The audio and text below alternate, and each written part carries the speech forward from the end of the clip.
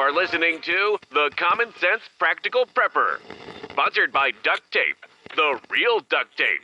It fixes everything, except bad decisions. Good evening, Mr. and Mrs. America. From border to border, coast to coast, and all ships at sea, here is your host, Keith. Hey all, this is Keith, and you're listening to the Common Sense Practical Prepper podcast for July the 28th, 2026. So last night I put out an episode explaining why I wanted to live up in the mountains in a cabin off-grid, semi-off-grid, in an area of 50 to 100 acres with no neighbors. And I meant that. So now I'm going to tell you why no one survives alone. So this is not necessarily a contradiction. I'm not necessarily being hypocritical. So just stick with me. Follow me on this one. The fantasy. So let's talk about the lone wolf. It's probably the most popular fantasy in the prepper community. One person, fully self-sufficient, beholden to no one, needs no one. Sounds kind of romantic. Well, at least it does to me. And I get the appeal. I understand that.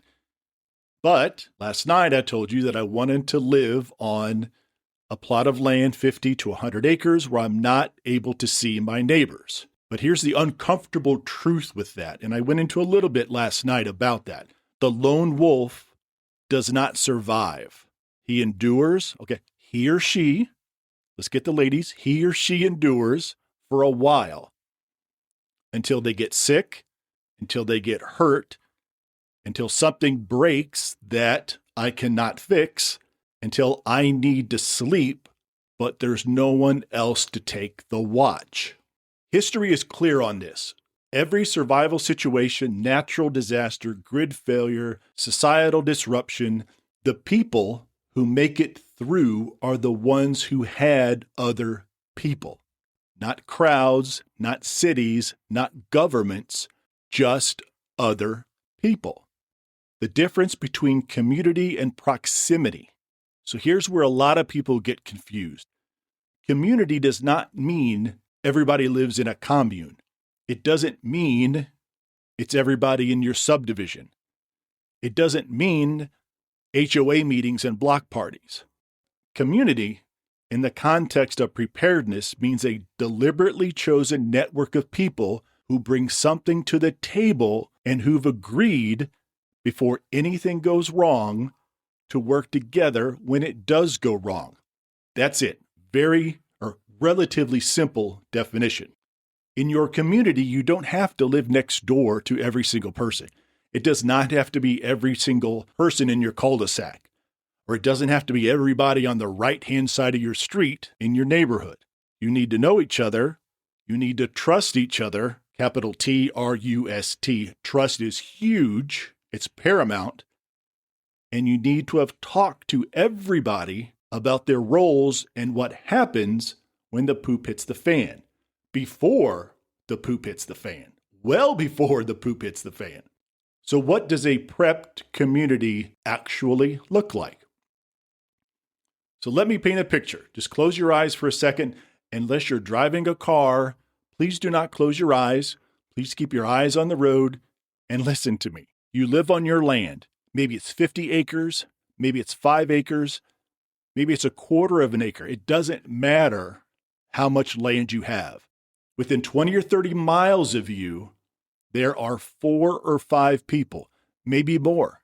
Maybe those 4 or 5 people are closer to you than the 30 miles. Each person brings something different to the table. For example, one has medical training.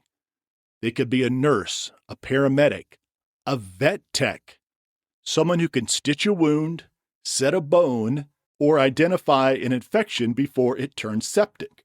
One person in your group might be a mechanical engineer. They know how to work on small engines. They know how to weld. They know how to fabricate parts. So when your generator fails or your truck throws a belt, this is the person you call. One maybe has some agricultural knowledge. They know soil. They know the seasons. They know what grows in your area and what does not. Maybe they're already growing it. One has communications equipment, a real ham radio station, the ability to reach out beyond your immediate area when cell towers are down and the internet goes kaput. And for those that are listening outside the US, your licensing system might be a little bit different, but the principle is the same. Someone in your network needs to be able to communicate when the grid is not able to communicate. One is just solid, reliable, shows up when they say they will, they don't panic, and they keep their head. None of these people live in your home, and maybe not a single one of them you deal with on a day-to-day basis. But when something goes wrong, really wrong, you know who to call, and they know to answer when you call. That is a prepared community. The trust problem. Now, here is the most difficult part. Trust me. Well, I think I just made a funny there. So trust me on this part. Very, very difficult. How do you build this trust without advertising what you have? Everybody in preparedness or every prepper knows this tension. You want to connect with like-minded people, but you also don't want to be the guy where everybody knows you've got 6 months of beans and rice in your basement. Because if things get bad, that knowledge makes you a target, not just a neighbor. So how do you walk that fine line? How do you thread that needle, per se? Well, you do it very slowly, very deliberately. Hey, I've got a year's supply of freeze-dried food and 10,000 rounds of ammunition. Do you want to be in my group? Not the way I would go about that. You start with conversations, you talk about interests, and then shared activities. So here's an example of how this might actually work. You're at a neighborhood cookout. You end up talking to a guy named Dave. He mentions he just put in a raised garden. He loves his tomatoes and his cucumbers and his peppers. You mentioned you've been thinking about doing the same. That's it. That is the first conversation. Hey, Dave, I'm not very good at gardening. I would love to learn more. Or, Dave, gardening is something I am really interested in learning. A month later, you run into Dave at the hardware store. He's buying hose fittings for rain barrels. You ask him about it. He tells you he's been collecting rainwater for his garden. You mention that you've got a few extra 5-gallon buckets if he would like those, and he takes you up on that. Sure, Keith, I would love those 3 5-gallon buckets that you're not using. So 3 months later, you're trading tomatoes for peppers over your fence. You've never said the word prepper, neither has he. But you've both noticed what the other is doing. 6 months in, you're having coffee in your garage, and Dave says, I've been thinking that if we ever lost power for a week or two, I think between your generator and my garden, we're good to go. That's it. That's the conversation. It took 6 months. It may not take that long. It may take longer. No pitch, no sales job, no, here's my survival plan. How many guns do you have, Dave? Just 2 people who paid attention and built trust one interaction at a time. And that's how it works. Not everybody will be Dave. Most people will not be Dave, but you only need a few Daves to get your community started. You listen, you observe, you build trust over months, maybe even years, before you have a deeper conversation. And when you do have that conversation, it's not about how much stuff you have. It's about skills, your willingness to share those skills, your reliability, and your character. I would rather have one person in my network who owns almost nothing, but shows up every single time, over someone who has a warehouse full of gear who disappears the moment things start to get a little dicey. As I said a second ago, trust is the most difficult prep to acquire. You can't buy it on Amazon. You can't store it in a tote. You have to build it. So you yourself, what do you bring to the table for the rest of the community? It's easy to think what you need from others. Oh, we need medical skills. Oh, I can't fix a generator. I can't even change the oil in my truck. I don't have any mechanical ability. I don't have any land. I don't have any equipment. But community is reciprocal. If you're asking what others can do for you, you better have a way to offer something in return. Maybe it's security experience. Maybe it's communication. Maybe you're the person who has the land. Maybe you're the person that has the well or the generator or the livestock. Maybe it's leadership. Maybe it's organizational skills, the ability to stay calm when everybody else is losing their minds. But let me challenge you on something. People undervalue certain skills just because they don't seem tactical enough. Another example, cooking for a group of 10. That is a tremendous skill. When people are stressed and exhausted and haven't eaten a real meal in 2 or 3 days, the person who can turn canned goods and rice into something that actually tastes like food, that person is holding the group together. I've talked about how morale is boosted with a warm meal. Childcare. Here's something that is easily overlooked. If your community includes families with small children, and most will, someone needs to be able to keep the kids calm, keep them occupied, and keep them safe while the adults have to deal with the crisis. Not a small job, and that's critical. Emotional steadiness, another sought-after skill. Not everyone falls apart in an emergency, but a lot of people do. And the person who can talk somebody down off the ledge, who can say, "Hey, Jimmy, here's what we're going to do next." In a calm voice, you're the person is worth more than a closet full of gear and food. Teaching, record keeping, logistics, navigation, sewing, basic plumbing, super, super important. And none of these will make you look cool on YouTube. All of them will matter when things go sideways. If you can't answer this question, what do I bring to the group? That's not a criticism. That is your next prep. What can you do? What skill can you develop or learn to bring to a group? Learn any skill, get a certification, build a capability that makes you valuable to others in this potential group. Not because it's transactional, not necessarily it's a one-for-one, but because community works when everyone contributes something. They're all important. Some may seem more important than others, but the real test is even the smallest skill, when that is not there, when someone does not bring that to the table, that small skill leaves a huge gap if it is not there. So the off-grid paradox. Let me circle back to something I said at the very top. Living on that 100 acres in the mountains in East Tennessee. And here I am telling you how community matters. How do those two things coexist? And they do. So follow me on this one. Remember, keep your eyes open if you're driving. The cabin is where I live. The community, for example, is who I talk to on the radio. Physical distance does not necessarily mean true isolation. I don't need someone literally 200 yards from me next door. I need someone I can reach out to. I need someone that will answer.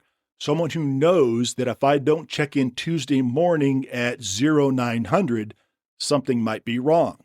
So this is what this looks like in practice. So Tuesday evening, 1900 hours, you key up and say, this is prior to the net, any emergency traffic. Silence. Nobody says anything.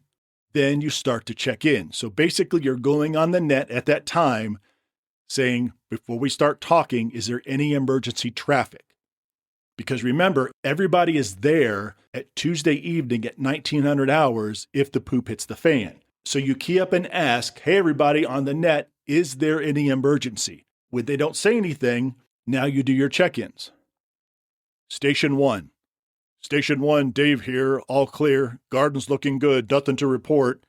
I'm just making up Dave's voice, but that sounds pretty cool. Station 2. Station 2 here, Maria. Maria has a very deep voice. All clear. Had a water heater issue, but it's all been handled by Mike, the plumber next door. 5 minutes, maybe 10, if someone has something to discuss. Everyone checks in, everyone confirms they're cool. And if someone does not check in, we're going to try again at a backup time. Maybe it's an hour later, maybe it's 2.5 hours later. If they miss that secondary check-in, someone needs to go over and find out what's wrong with Luigi and why he didn't check in on the initial and the backup net. So that's it.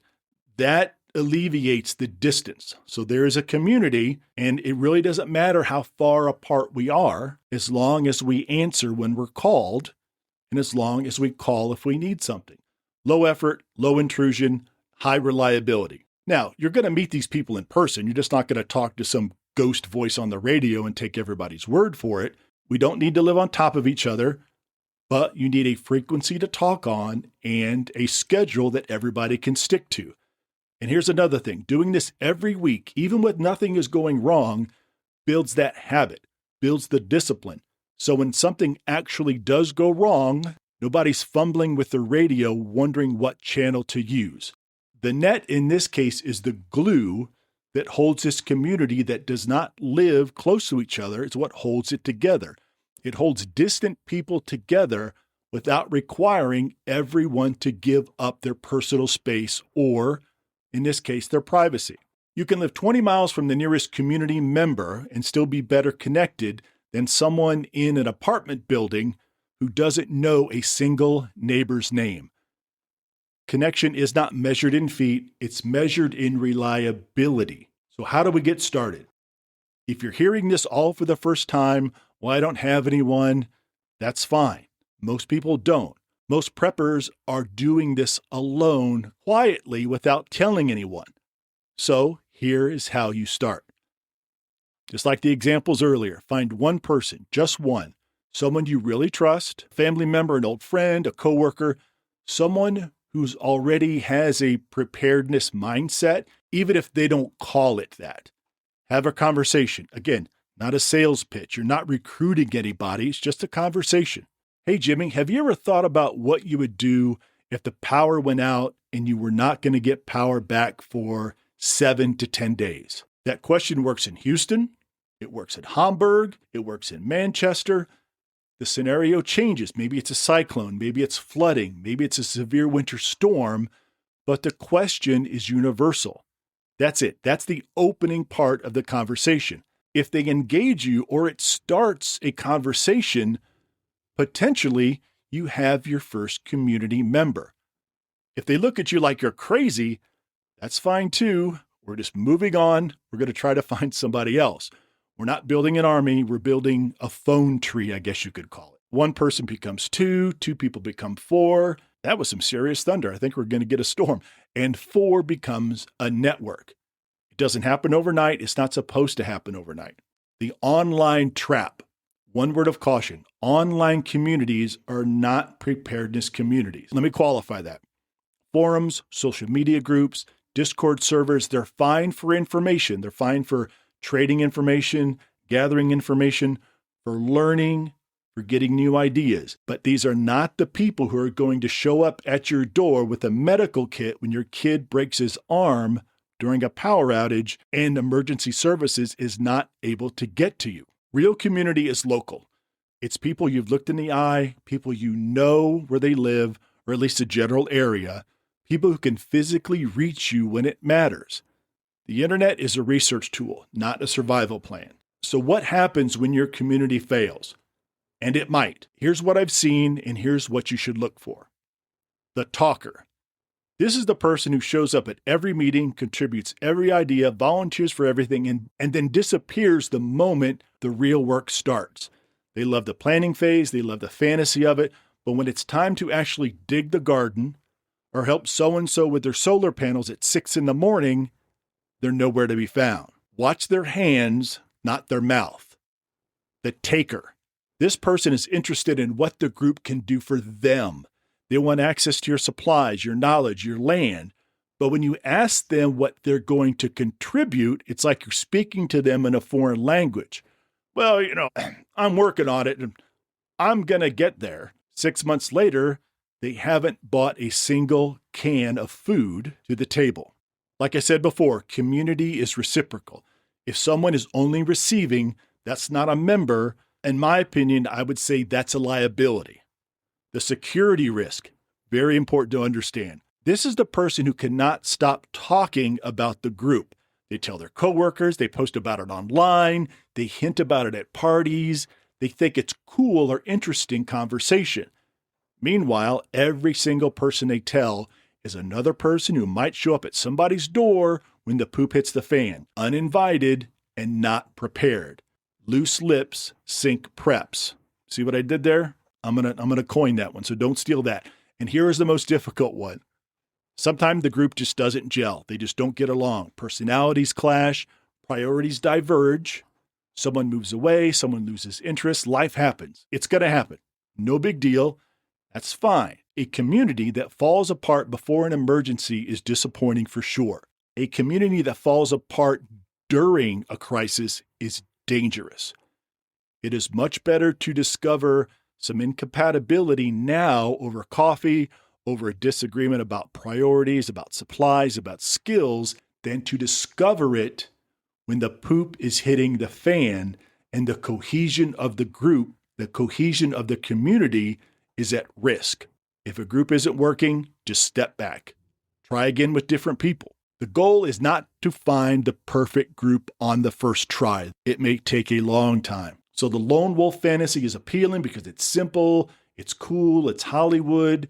You depend on no one disappoints you, and no one complicates your plans. But again, it's just a fantasy. The reality is eventually something will happen that you cannot handle alone. A medical emergency, mechanical failure, a security situation that requires more than one set of eyes. When that moment comes, you'll either have people or you will not. Building a community is much more difficult than going on Amazon and buying gear. It takes a long time. It takes longer than stacking cans in a closet, stacking cans in your pantry. It requires vulnerability, trust, and patience, of which I think I have. No, I don't have any of those. So moving on. So here's a call to action. Here's my challenge for this week for everybody. Think of one person in your life who you would want beside you in an emergency. Just one person. Okay, it can't be your boyfriend or girlfriend or husband, wife, partner, sister, brother. Start a conversation with that person. You don't have to show them your preps. You don't have to divulge too much information. You really don't have to reveal anything that you're not comfortable with. Just start talking, see how it goes. You might be surprised on what would happen. All right, folks, thanks again for stopping by. I really do appreciate it. Common Sense Practical Prepper Podcast on the Twitters. If you have any questions, practicalpreppodcast@gmail.com. Thanks again for stopping by, folks. As always, I appreciate it. I know I beat that to death quickly. We are number 33 in the United States in the how-to category with this podcast. Cannot thank you enough for that. And again, if you like this podcast, please share, leave a review, like, subscribe, ring the notification bell. I don't even think I have a notification bell, but that's what everybody says on YouTube. All right, folks, be careful out there. Take care of one another. And until next time. You've been listening to the Common Sense Practical Prepper. Subscribe, like, drop a review. Over and out.